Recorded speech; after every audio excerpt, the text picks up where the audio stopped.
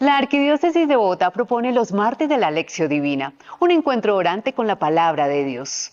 Todos los detalles con nuestro invitado especial.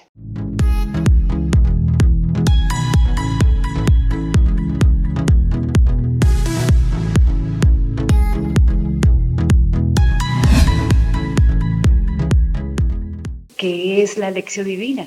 Bueno, dentro de la historia de la Iglesia, la Lección Divina es una práctica de lectura y de oración con la palabra de Dios, con la Sagrada Escritura propiamente, para que se convierta en palabra de Dios para nosotros, que sea Dios el que nos hable a cada uno de nosotros. Y el objetivo de esta propuesta, ya hablando dentro de la Arquidiócesis de Bogotá, es que las comunidades parroquiales lo apliquen. Una de las grandes inquietudes que tenemos es de que se cree un verdadero espacio precisamente para que las comunidades, las familias, los grupos apostólicos también, pues tengan ese momento de encuentro con la palabra de Dios. El señor cardenal ha querido que especialmente dentro del ambiente de la vida parroquial, los martes, especialmente puede ser el martes, que se haga ese espacio para tener la lección divina, que es la que estamos hablando en el día de hoy. Esto tiene unos pasos guía. ¿Cuáles son, padre? En 4 pasos, 4 peldaños, 4 instantes que nosotros vivimos con la palabra de Dios. Y entonces, esos 4 pasos son los que siempre marcan como el ritmo de ese encuentro con la Sagrada Escritura. El primer paso se llama lectura y es acercarnos al texto tal como Él nos habla y tener la experiencia de que la palabra misma de la Escritura nos hable a nosotros. El segundo momento se llama meditación.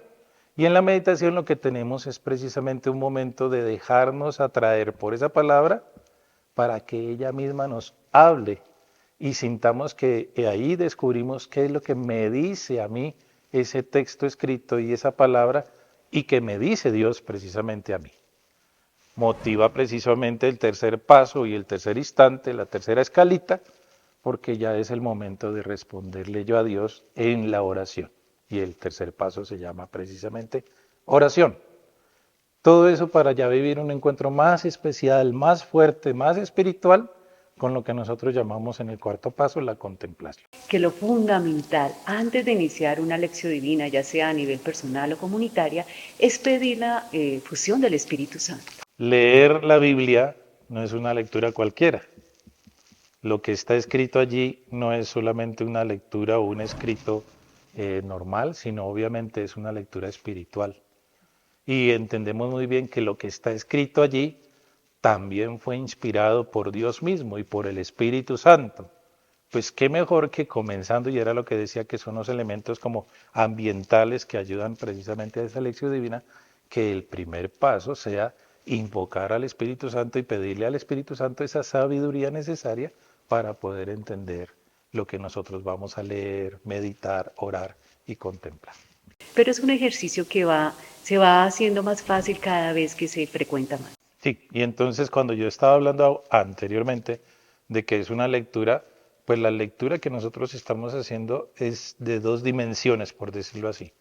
Una lectura orante, porque estamos orando con la palabra, y una lectura creyente, porque soy yo el que quiero de verdad que Dios me hable, me haga crecer en la fe, me haga entender todo, y obviamente es en juego lo que se pone allí la fe. Entonces es una lectura que se hace desde la fe y con la fe y acercándome a esa palabra que me habla. ¿Alguna recomendación cuando la lección divina se hace, por ejemplo, en comunidad?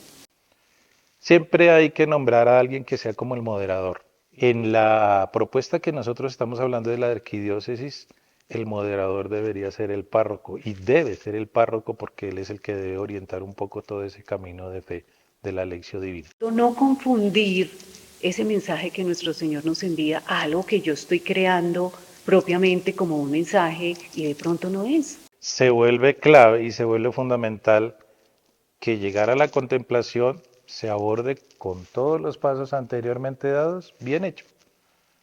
¿Por qué? Porque al fin de cuentas, el mensaje muy sencillo de la contemplación es encontrarnos con Dios sin necesidad de usar ya las palabras, ni las escritas, ni las nuestras, sino vivir ese encuentro con Dios. Entonces, pues obviamente, si hemos hecho bien el ejercicio, allí ya estará cargado de todo lo que necesitamos para vivir ese encuentro con Él.